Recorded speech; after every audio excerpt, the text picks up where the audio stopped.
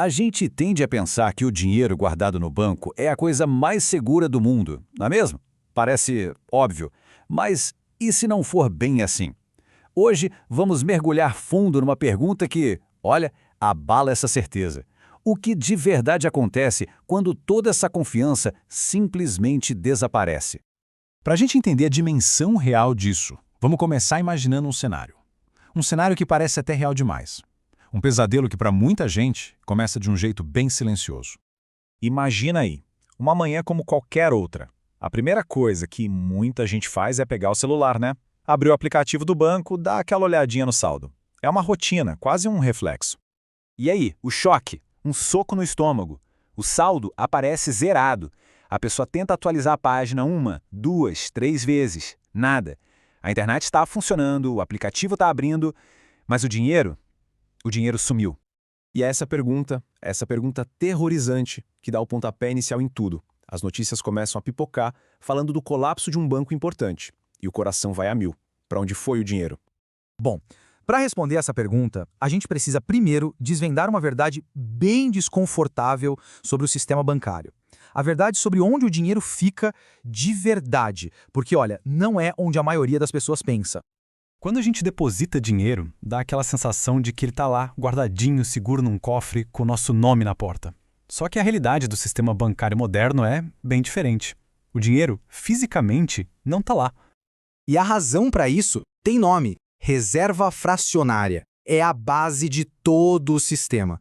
Os bancos, na verdade, não são depósitos gigantescos, eles são intermediários de crédito. Eles pegam o dinheiro depositado e usam para fazer a economia girar. Então, a grande sacada é essa. Pensa só, alguém deposita R$ 1.000. O banco não guarda tudo. Ele pega uma partezinha, digamos R$ 100, e empresta os outros 900. E aí a mágica acontece.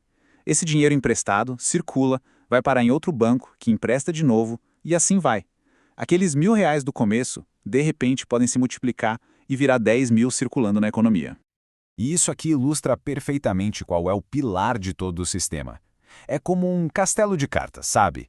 Ele só fica em pé porque todo mundo confia que na hora que precisar vai conseguir sacar o dinheiro. A confiança é o verdadeiro lastro de tudo. Certo. Agora vamos para a próxima parte e ver o que acontece quando esse fiozinho tão fino de confiança finalmente arrebenta.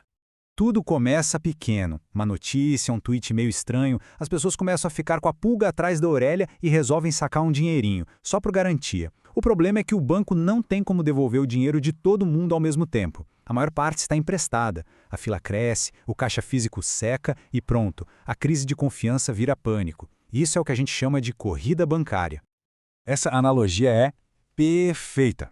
Pensa no dinheiro como o sangue da economia. Quando um banco grande quebra, é como se uma artéria principal entupisse. As empresas não conseguem receber, os salários não são pagos e o medo se espalha como fogo para outras instituições. É nesse ponto que o governo entra em modo de emergência total. Vamos ver como funciona essa operação de resgate para tentar evitar que tudo desmorone. A nossa primeira linha de defesa aqui no Brasil é o FGC, o Fundo Garantidor de Créditos.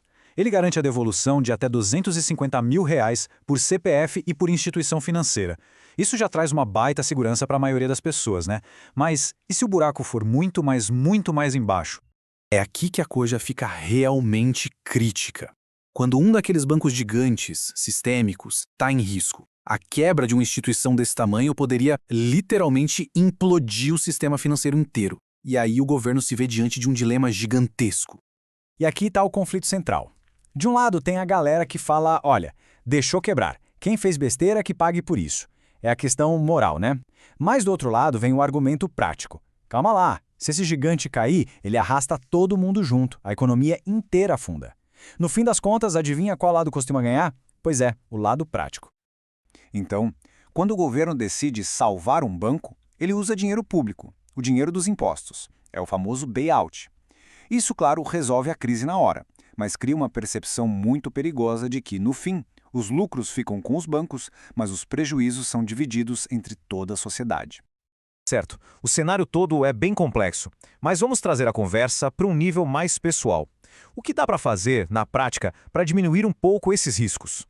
Segurança financeira não é sobre eliminar todos os riscos, porque isso é impossível, mas sobre saber como gerenciá-los. Então, diversificar o dinheiro entre bancos diferentes, entender direitinho os limites do FGC, desconfiar sempre de promessas de juros absurdamente altos e, claro, manter uma parte dos recursos em ativos mais líquidos são passos que fazem toda a diferença. Para a gente fechar, vamos refletir um pouco sobre a fundação, a base de verdade de todo o nosso mundo financeiro. Essa frase, ela resume tudo. O sistema não se apoia em ouro ou em cofres cheios de dinheiro. Ele se sustenta numa teia de promessas. A promessa de que o banco vai pagar, a promessa de que o governo vai garantir, a promessa de que o dinheiro continua valendo alguma coisa. Então, da próxima vez que alguém olhar o saldo no aplicativo do banco, vale a pena lembrar disso. Aquele número na tela é, na verdade, a representação de uma confiança coletiva. É uma construção social inteira, baseada na fé que a gente tem uns nos outros de que tudo vai continuar funcionando. E isso nos deixa com uma última reflexão, né? A quebra de um banco não é só um problema de má gestão. É um espelho que mostra o quão frágil é um sistema construído em cima de crédito e confiança. A grande questão não é se um banco pode quebrar, mas por quanto tempo essa fé coletiva que a gente tem vai conseguir sustentar tudo isso de pé.